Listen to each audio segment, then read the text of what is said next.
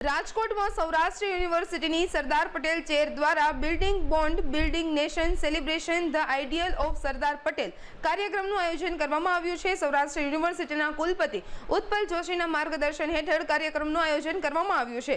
સરદાર પટેલની 150મી જન્મ જયંતિ નિમિત્તે building bond building nation celebrating the ideals of Sardar Patel કાર્યક્રમનું આયોજન કરવામાં આવ્યું છે। સરદાર વલ્લભભાઈ પટેલની 150મી જન્મ જયંતિ નિમિત્તે આયોજિત કાર્યક્રમમાં મુખ્ય અતિથિ તરીકે ડોક્ટર મનસુખ માંડવિયા, લોકસભા સાંસદ પરસોત્તમ રૂપાલા સહિતના અનેક મહાનુભાવો ઉપસ્થિત રહ્યા હતા।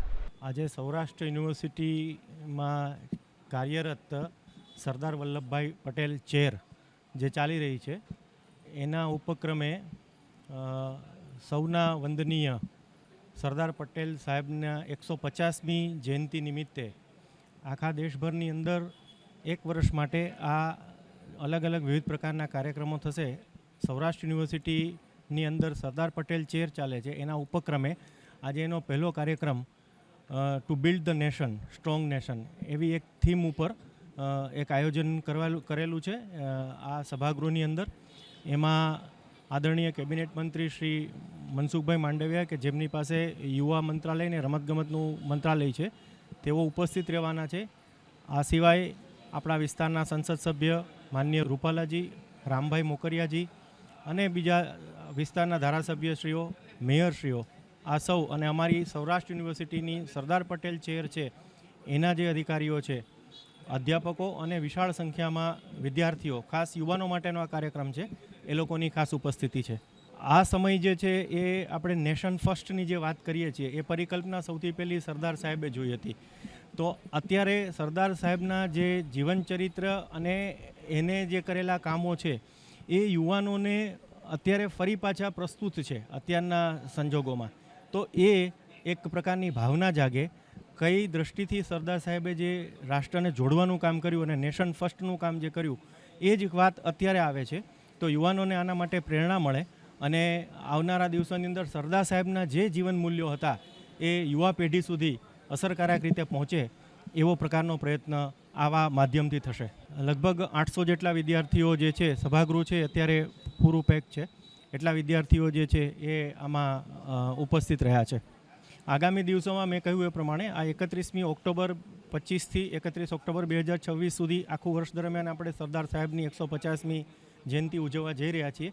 તે અંતર્ગત ઘણા બધા આયામોમાં જેમ અત્યારે મોટા પાયે સેમિનારનું આપણે આયોજન કર્યું છે, આવા જ વિદ્યાર્થીઓને લગતા જુદા ક્વિઝ કાર્યક્રમ છે અથવા કોઈ લેખિત સ્પર્ધા છે, ચિત્ર સ્પર્ધા છે, આવા બધા યુવાનોને જે યુનિવર્સિટીમાં અને કોલેજોમાં અભ્યાસ કરે છે તે દીકરા દીકરીઓ માટેના કાર્યક્રમો આવતા રહેશે। सरदार 150 यानी कि सरदार साहब ने 150મી बर्थ एनिवर्सरी प्रसंगे सौराष्ट्र यूनिवर्सिटी द्वारा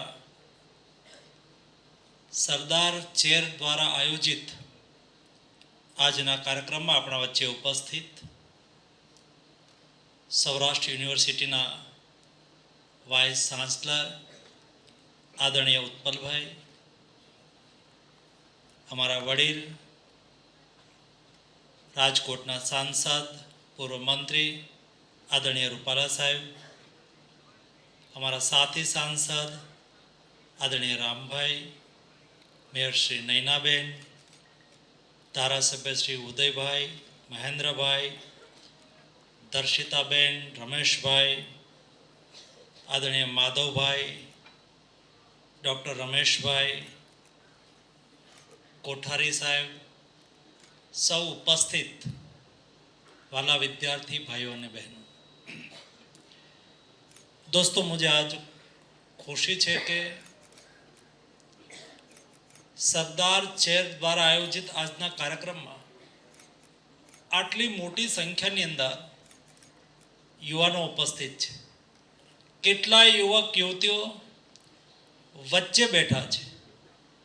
તમારી ઉપસ્થિતિ એ સાબિત કરે છે કે આપ સૌને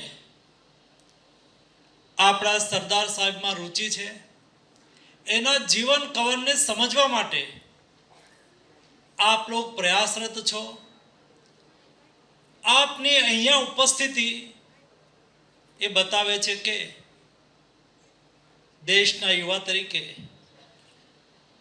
દેશ પ્રત્યે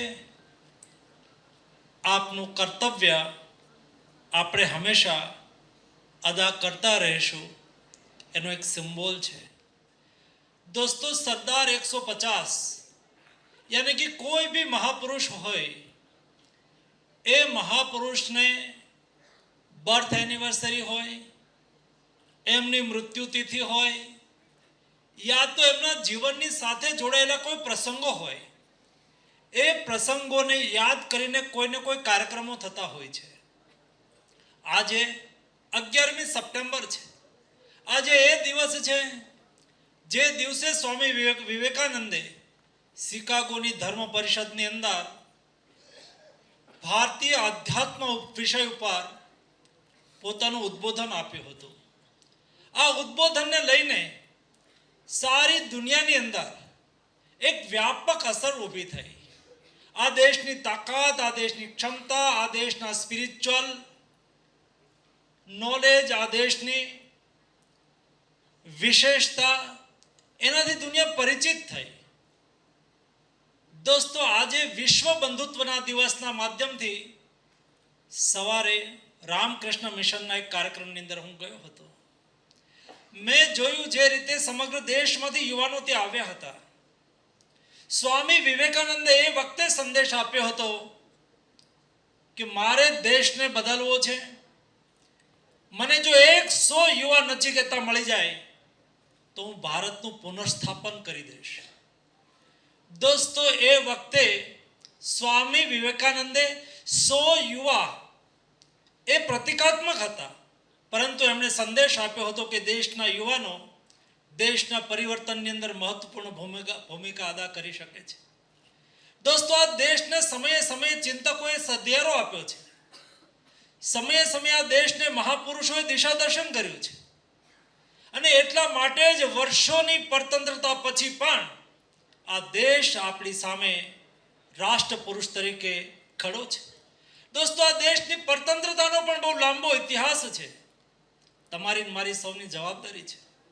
દોસ્તો, આ દેશ 2000 વર્ષ સુધી પરતંત્ર રહ્યો છે. ક્યારેક આ દેશ ઉપર હુણોએ શાસન કર્યું છે, ક્યારેક આ દેશ ઉપર શકોએ શાસન કર્યું છે. 1000 વર્ષ સુધી આ દેશ પર આક્રાંતાઓએ શાસન કર્યું છે. 240 વર્ષ સુધી આ દેશ ઉપર અંગ્રેજોએ શાસન કર્યું છે.